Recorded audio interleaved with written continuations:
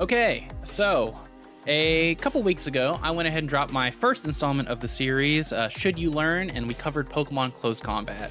In that video, I went over three different concepts or three different ideas of what I believe made a fighting game worth playing to a majority of players.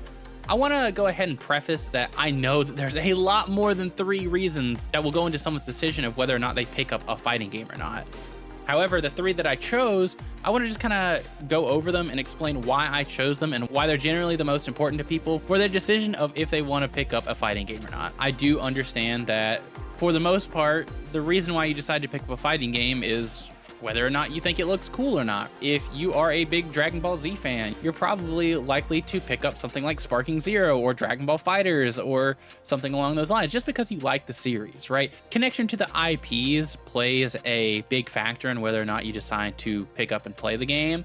But for the most part, whether you decide to stick with the game or not, it's kind of dependent on a few meta factors. In the video, the first one I decided to talk about was accessibility. This is not only just important for new players, as the name would imply, being able to pick up and play the game, get into the meat of it, and really start enjoying yourself and playing the mind games of fighting games is really important to not discourage new players. If they just feel like they're fighting the controls their entire time just picking up the game, it can make it very difficult to get into. Accessibility doesn't just apply to new players, however. Even players who are veterans in the FGC, the ability to pick up and get into the game and just being able to quickly understand the core concepts also plays a big factor. Because typically, if you're in the FGC, if you're a regular, you kind of have a main fighting game already, like a game that you play as your competitive game.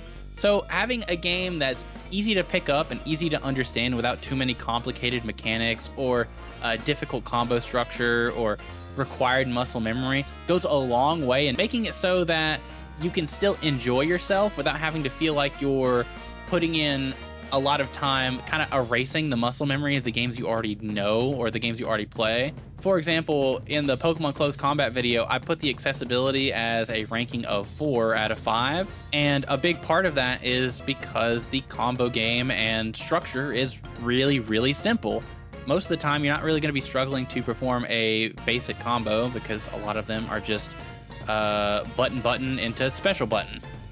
It's very difficult for a Smash Ultimate player to go and become a Melee player because the execution barrier, right? A lot of the same fundamentals and game concepts are in both games. However, because the accessibility and the skill floor is so high, a lot of the players who enjoy Ultimate or enjoy other platform fighters can kind of struggle whenever it comes to transferring those skills over to what you would believe to be a very similar format. Aside from accessibility, there still were two other categories that I really wanted to talk about.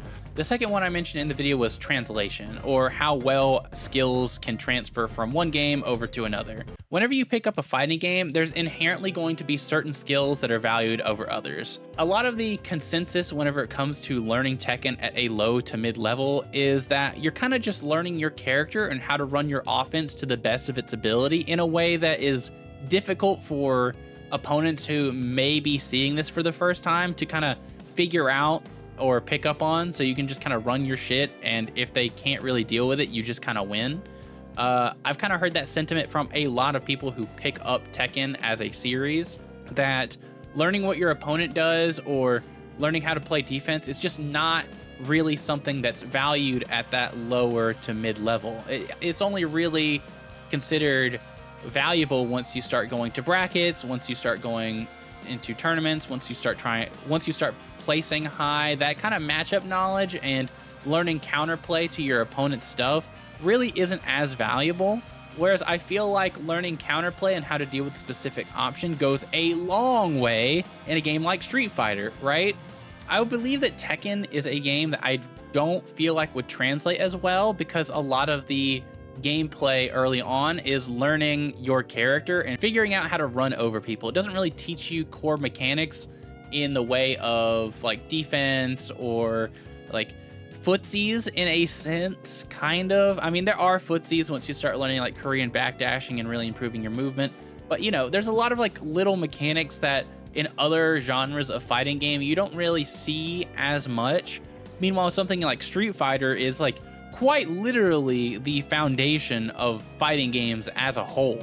So you can end up learning a lot of core skills like how to anti-air, basic combo structure, footsies, spacing, special inputs is obviously a big one that you see in a lot of fighting games, even like today. Even now that fighting games as a whole are trying to shy away from special inputs and stuff like that, we still see that core skill is somewhat required, at least if you want to play on classic controls and whatnot. But yeah, overall, the idea of translation is just how well those skills will translate over to other fighting games. So, like, for example, if you're a new player and you know that this game that you want to play won't really translate over to other fighting games, you don't really get that sensation like you're learning fighting games, right? Like, when you boot up Dive Kick, you don't really feel like you're learning fighting games. You're not really feeling like, oh, the skills that I learn here are probably going to be really useful whenever I go play Street Fighter or Guilty Gear or Tekken or anything like that. You're probably like, okay, I learned how to play Dive Kick.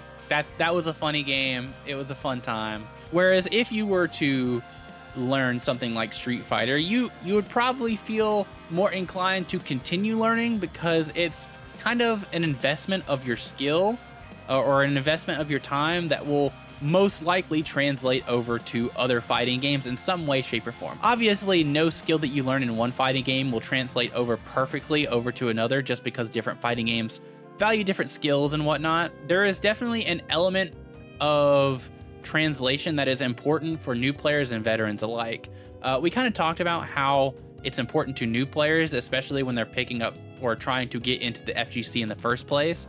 But it's also important for veterans as well. As we talked about with accessibility, if a FGC veteran is looking to pick up a new game, they probably don't want to pick up a game that is completely different from anything else in the FGC or won't freshen up their core fundamentals in any way, shape, or form. Let's say I am a Street Fighter player, right? Very basic, kind of run-of-the-mill kind of ideology. If I were to want to pick up another fighting game, like on the side, that I could grind whenever I'm not really feeling Street Fighter or I kind of want a new pace, I would probably want to pick a game that would sharpen my core fundamentals in a way that's valuable to Street Fighter, right? Or a way that's valuable to other fighting games that I might be interested in playing.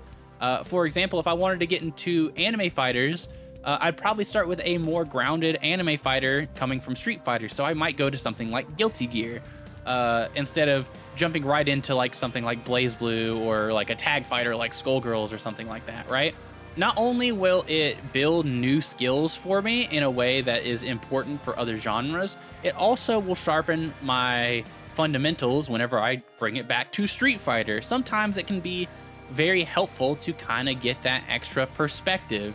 So yes, translation is important, not just for new players, but also for veterans. And the last one is community support, or just community as a whole. There was a little bit of confusion whenever I brought up the idea of community support in the video, but the basic idea of what it is one, how many resources the community has. For example, is the frame data online? Are there brackets run regularly for this?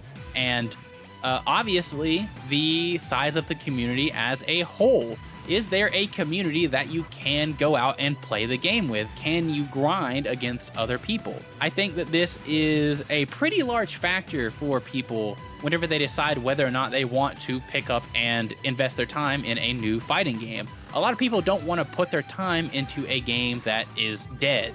For example, no one's really going to go back and start a scene for Street Fighter 4. It's a great game, and a lot of people loved it.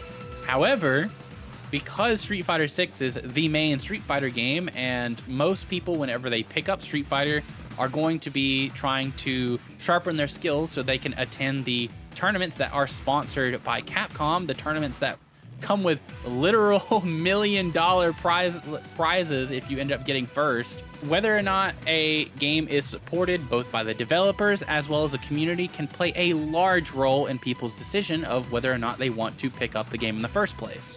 Another good example is I love Persona 4 Arena Ultimax. It's honestly one of my favorite fighting games of all time. But if it's one of my favorite fighting games of all time, you may be asking, like, why don't we see that on the channel at all? I've yet to make a single Persona 4 Arena Ultimax video in the entirety of the channel's lifespan. And to that, the reason as to why that is because it's fucking dead. It's because no one's playing this shit. This game's been out for a long time, and it's gotten a lot of resurgences. But even with said resurgences and like people downloading it on Steam or like content creators making content on it, no one plays this shit just because it's so old. So I do think the community support and amount of not only players or the amount of players and tournaments available for said game plays a large role in whether or not people want to pick it up or not.